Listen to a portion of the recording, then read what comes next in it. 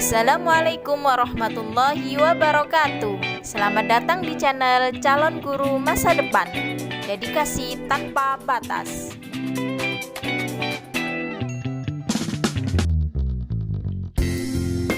Pada video kali ini kita akan belajar bagaimana cara menangani kenakalan anak.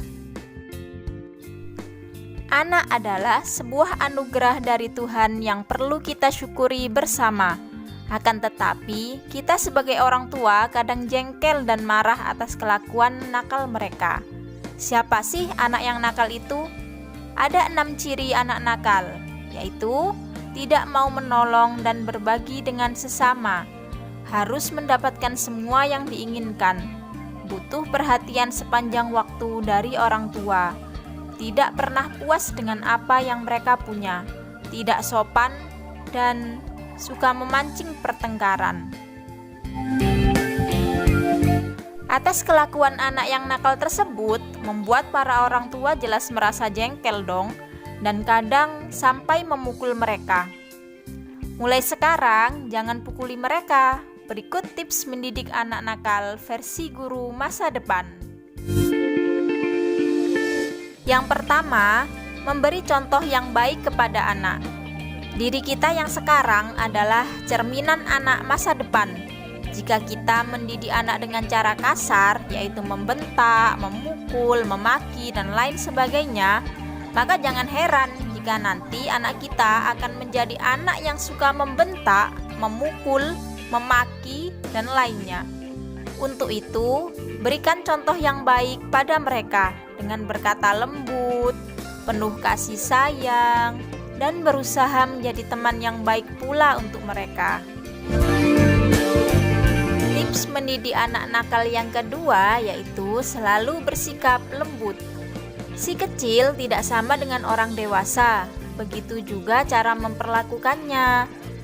Mengatasi kenakalan si kecil jangan pakai emosi ya. Apapun kenakalan yang dibuat oleh anak, ada baiknya harus diberi nasihat dengan lembut. Orang tua harus menghindari tindakan membentak atau melakukan kekerasan dalam bentuk apapun, terlebih melakukannya di depan umum.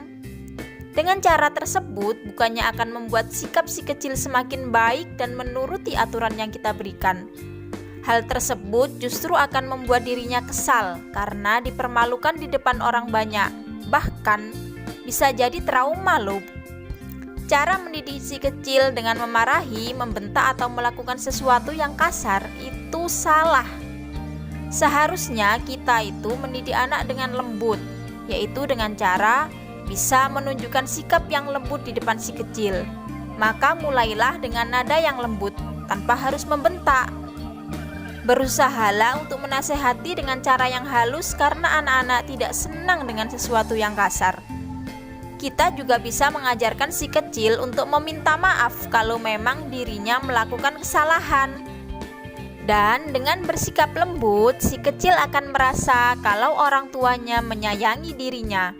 Pelan-pelan, si kecil juga akan menyadari kalau apa yang dilakukan dirinya itu tidaklah baik. Nah, tips yang ketiga dari calon guru masa depan yaitu berikanlah pujian ketika berbuat baik. Sekecil apapun sebuah pujian bagi anak itu sangat berharga. Dan pujian itu tidak harus dengan kata-kata. Saat si kecil berhasil melakukan sesuatu yang sesuai dengan yang kita inginkan, tidak ada salahnya kan kalau kita memberikan pujian. Pujilah kalau memang apa yang dilakukannya itu baik. Si kecil itu sama saja dengan orang dewasa. Seseorang yang dipuji pasti akan merasa tersanjung. Dengan begitu, si kecil akan terus melakukan hal-hal yang baik agar kita selalu memberikan pujian atas tindakannya. Kebiasaan memuji yang kita lakukan kepada si kecil pelan-pelan akan membuat dirinya mengurangi perilaku nakalnya. Dari sekedar kata-kata pujian ternyata bisa berdampak baik ke perilaku si kecil loh. Trik yang keempat yaitu gunakan metode memberi hukuman dan penghargaan. Saat si kecil sudah benar-benar sulit untuk diatur dan terus bersikap nakal, Sepertinya sebagai orang tua kita harus menerapkan sistem reward and punishment ya. Orang tua harus bisa membuat peraturan yang tegas untuk membatasi perilaku si kecil. Tujuannya agar si kecil melatih sikap disiplin diri dan rasa bertanggung jawab dengan apa yang sudah dilakukannya. Menerapkan metode reward dan punishment ini bisa dilakukan dengan varian sanksi yang bisa didiskusikan terlebih dahulu dengan pasangan. Ingat ya, dengan pasangan didiskusikan terlebih dahulu. Sanksi yang diberikan bisa sangat tegas, fleksibel, bahkan lebih santai jika kesalahan si kecil tidak terlalu parah.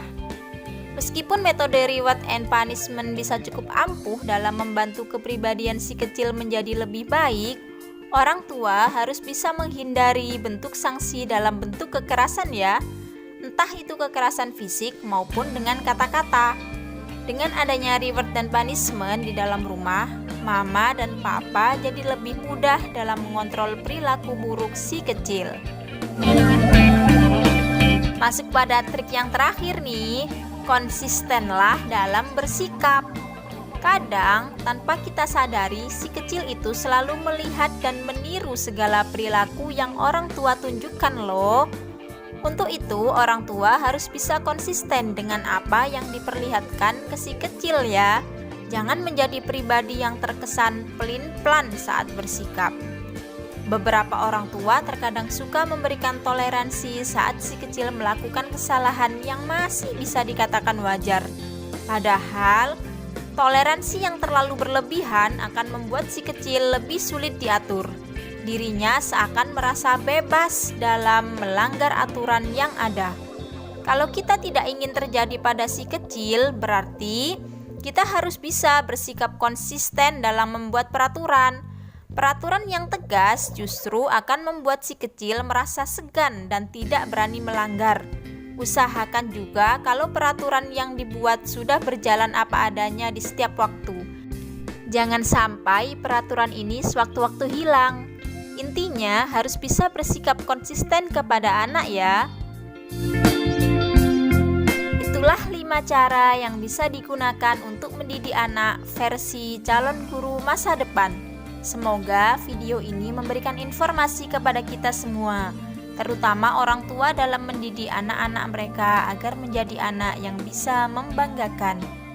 Terus dukung channel ini ya dengan cara like, komen, dan subscribe.